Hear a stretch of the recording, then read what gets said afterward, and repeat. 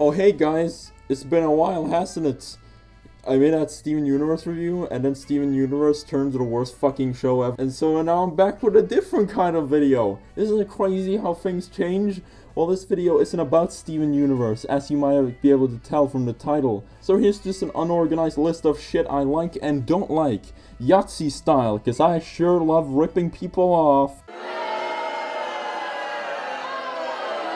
Hey, I was once very into the genre. It brought us stuff like the original Batman, The Dark Knight, Batman the Animated Series. I don't give a goddamn hell about Spider-Man. What do you ever offer me? A weird, cheesy, overacted movie trilogy in the 2000s followed by 2 significantly worse movies not 5 nanoseconds after the original trilogy? Fuck Spider-Man! What was I saying again? Oh yeah, superhero movies was a cool concept, especially after The Dark Knight came along and showed the industry that you could make fucking bank off a more adult superhero movie, and thus came a huge wave of those.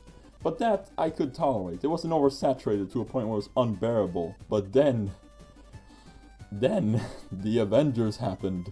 This movie started a never-ending outpouring of mediocre superhero movies. I was completely sick of these movies by 2013. Do you realize what that is like? That's like some motherfucker in 1940 being like, hey, this whole World War II business, kinda sick of it. Yes, I did just compare my noise with superhero movies with the most devastating war in recent history. What about it? The problem with these movies is, funnily enough, that most of them don't have a lot of major problems. They're just okay. I don't want just okay. Make something interesting. Take a risk. I don't want your generic quippy bullshit. Well, guess what happens in the next superhero movie? One superhero meets another in a weird fucking marketing move that's supposed to somehow get me invested? What is this? The fucking 30s? I don't care. If I cared, I would have gone to fanfiction.net. Oh, and let me guess, you're gonna drag Stanley's dusty old corpse into the shot to check that off the checklist? These movies are so bland and samey that you would sooner be shot than have to watch them. God. I suppose this spot shouldn't be so much about the superhero movie trend of the 2010s, but more so just about movie genres and conventions being reused over and over again in general. And listen, this isn't to put you down if you enjoy these movies. If you enjoy these movies, go watch them. But if you're the kind of fucker like me who's sick of them and wants this tired trend to come to an end, then you can't also be going to see them every fucking time they come out. Have some fucking self-awareness and vote with your wallet. Water. Just plain old fucking water. H2, oh my god, dick me down, frog daddy, for I offer my body and soul to the water god. I enjoy me a nice glass of water. It 1. Hydrates me. 2. Gives me the good taste. 3. Makes me ready to take on the jihad. I honestly don't know if it's healthy how much water I drink. For all I know, I could die in any second, but that's life, isn't it? One day you're here, one day you're not. It's also fleeting. Point is that I would recommend water if you have not had it yet. Africans can't have any. Sorry, Africans. I decided to lump all of these into one category because they all fall under the same thing. Here are a few examples. Headphones that are built to accommodate a human with the head size of a fucking peanut.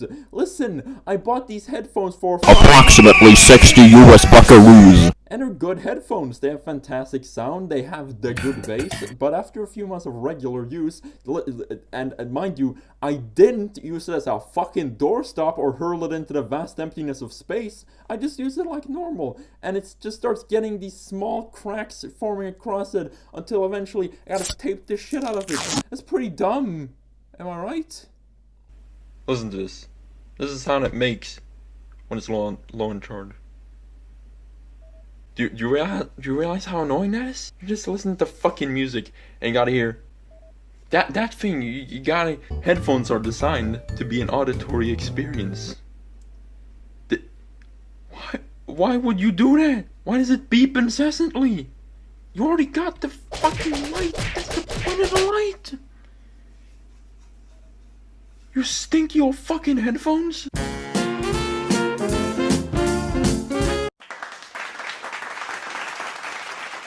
There's a certain expectation of the way a story is supposed to go. A set of rules, you could say, you know, action curves and such.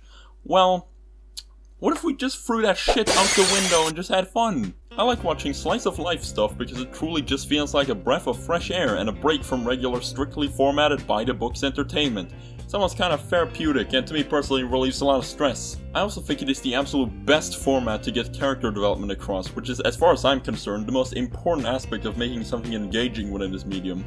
There's a few different ways you can do slice of life. One is where you still stick to some sense of an established format with conflict and such, but make said conflict on a fairly small scale.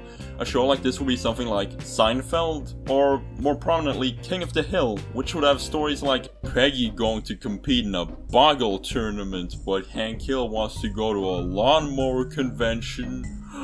Bobby discovers that he's good at target practice, but Hank isn't.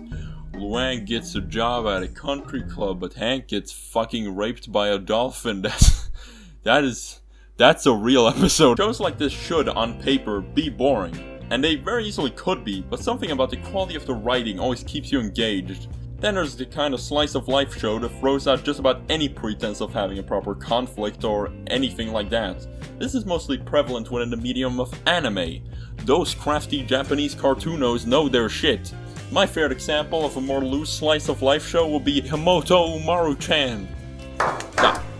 Got it. I don't know how to pronounce shit. The main appeal of this show is the way the characters interact, the general charm of the aesthetics, the characters' personalities, and the like. Something that also makes this show interesting is that they often personify the characters' inner thoughts with elaborate action scenes to make what would otherwise be fairly dull into something visually interesting. So yeah, that's why I like that's why I like the thing. You're not gonna think this is fucking real. I don't even know why I'm wasting my time at this point. But okay. So to my knowledge, they're not here right now.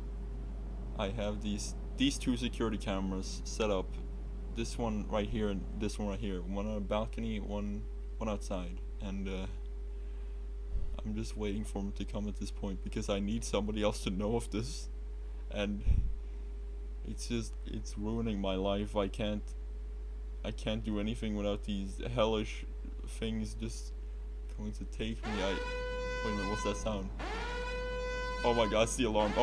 Oh my god. Oh my god, they're coming. Oh my god, they're coming.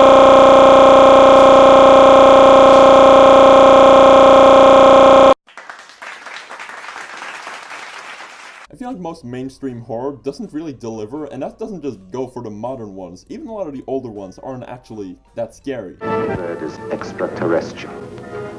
Comes from outer space. From some godforsaken antimatter galaxy. This probably isn't an issue for most people, as understandably they want a good movie, not one that's necessarily scary. But I want to be fucking frightened, son. I want that feeling. You know the one horror that lingers in your mind.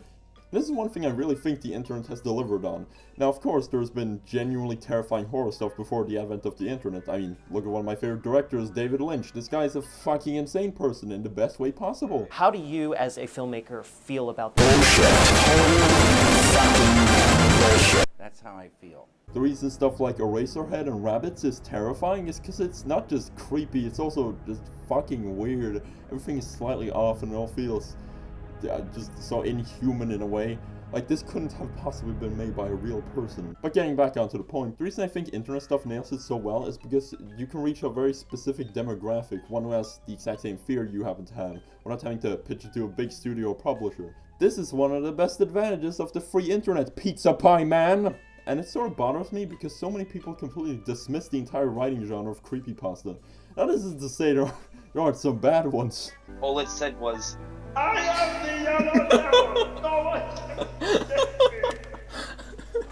me! But dismissing an entire form of writing is beyond close-minded, especially when shit like Gateway to the Mind, The Goat Man, The Russian Sleep Experiment, and God's Mouth proves that creepypasta can be some of the best and freakiest horror writing out there.